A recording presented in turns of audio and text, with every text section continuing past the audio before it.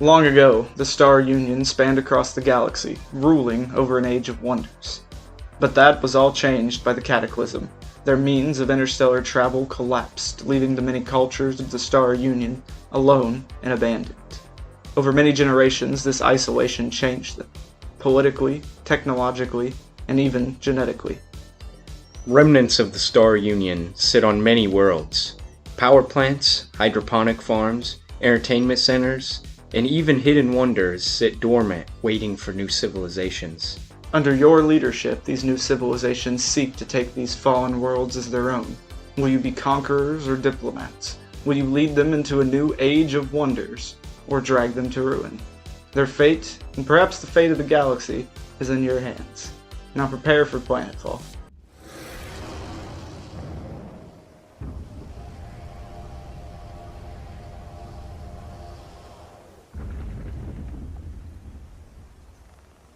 Welcome to our review discussion of the turn-based grand strategy game, Age of Wonders Planetfall, and welcome to the Brevosidy. If you enjoy the video, drop us a like, tell us in the comments what you think of AOW Planetfall, and subscribe to see more stuff like this. I'm Brevin, and with me once again is Nathaniel from our, you've probably heard him from our Outward review, or our top 5 Fallout 3 quests, or even our Alumnus Gate review. So we're here today talking about a game that we really enjoy, AOW Age of Wonders Planetfall. It is the 4th game in the Age of Wonders series, the other ones being fantasy games, and it tries to shake up the formula of those games a bit by taking us to the sci-fi genre. Even though there's still some fantasy stuff in there, it's like science fantasy sort of genre. And it's a 4X game, or you could say 4X strategy or grand strategy. It's just a large-scale turn-based strategy game, very similar to Civilization, or what it really reminds me of is old-school Heroes of Might and Magic, 3 or 4 especially. Because, in my opinion, it's a bit more combat-focused than something like Civilization or just some of the other 4Xs. Humankind is a newer one. But yeah, like I said, although there is diplomacy, there is multiple ways of beating the game that may not directly involve combat. This game overall is pretty focused on the combat, and so let's talk about something that I think AOW does really well. I think sort of puts it on a pedestal even above some other 4Xs like Civilization or Humankind. They don't really have their lore, their story and setting is more just, the world, just what we got going on. And we see in AOW, we have this grand science fantasy setting that I think is really interesting and rides a fine line between goofy humor and sort of like a B-movie feeling almost, this goofy sort of feeling that you see, and reminds me of like old CRPGs as well, like Fallout or Wasteland, or even like Planescape Torment is what I meant to say. They all have this really dark, serious tone that's offset by this like goofiness every now and then, and there's like a little bit of goofiness to everything in the game, and we see that in AOW Planetfall. But there is goofiness, but the humor doesn't really undercut the setting. It doesn't make the setting any less interesting, most of the time, at least. Yeah. Another thing with the setting is, on top of it being this science fiction with fantasy-esque details, Reminds me of, it also has a like post-apocalyptic setting because of the whole galaxy going through the cataclysm thing that we touched on in the intro. Absolutely, it's got layers to it. It's post-apocalyptic. It's science fiction. It's fantasy,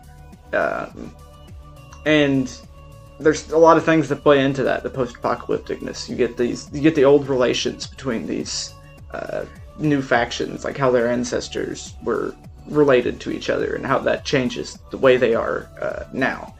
And we see that, like, most of the stuff in the gameplay has explanations in the setting and doesn't conflict with the setting, but is, like, heightened by it. Yeah. And it's kind of like somebody, when designing this game, went through a list of checkboxes and started, like, checking off the different kind of themes they could throw in there, but it's all integrated very well. It's not like they just thrown this stuff in there without any thought.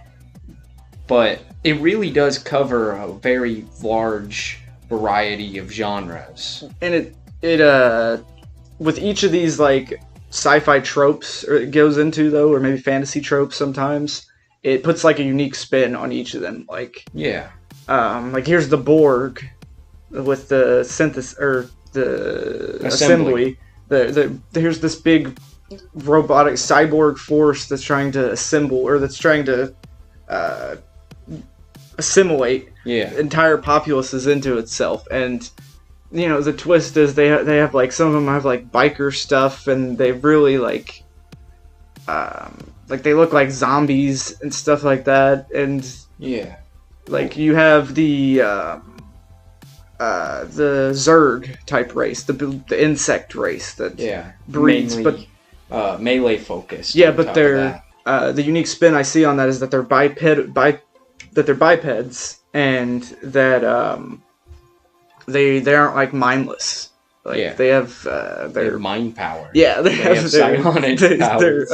They're all psychic, and they have a connection, and they aren't just villains either. That you can be diplomatic with them as well. Yeah. Then they have, like, kind of basic humanish type stuff. Then their psionic thing kind of is what adds the fantasy element generally, because the psionic technology is something that's above most understanding, so it's like magic. It reminds me of, like, Dune, kind of, or even, like, Thor, maybe. Yeah, where all the magic is actually high-tech stuff that can't be explained well. And it does a really good job at just taking those science tropes, those sci-fi tropes, and some things that might be generic, and putting an interesting spin on them with just little touches and maybe a dash of humor. Maybe you have layers, like we talked about with the post-apocalypticness.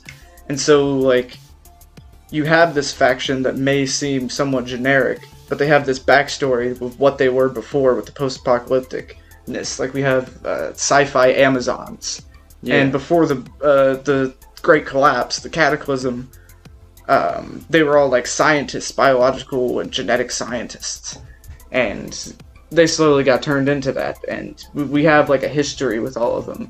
And what that does is it, like, makes the fantasy playing as any of these factions, or, like, being this leader, this sci-fi leader. It makes the fantasy of being that kind of leader more interesting. Like, it really puts you in the shoes. Like, this isn't a role-playing game, but it does have some role-playing elements, but the biggest thing it takes from that is giving you the fantasy of being one of these people, of being, you know, a swarm of insects, or just lots of different sci-fi tropes. And the writing is really good. There's nice little detail on each character, each unit, and locations. Like, I always find the description, the, like, paragraph, the description, interesting. I always find that interesting. Yeah, and then if you look at the codex of different stuff, which is completely unnecessary unless you just want to look into the history of things, there's, like, little stories with every unit in most mods and all sorts of stuff like that, like locations, things like that, practically, where it'll usually have a like quotation around it, and then at the very end it looks like it's come out of some excerpt of a historical document or something like that. Right, the and description. it really gives a good service to the lore. Right, it's like the description's coming from someone within the game. Yeah. And I'm a person where like I read those things if they're interesting, but if they start to bore me, I'm gonna stop reading them, and I'm probably not gonna read many of them. And I continue to read the descriptions of the units and the locations I was going to and stuff like that. So I think it is an interesting story. It has an interesting setting, and I think the writing, the humor, and all that really elevates the gameplay. Yeah. It would feel more generic and a lot less interesting.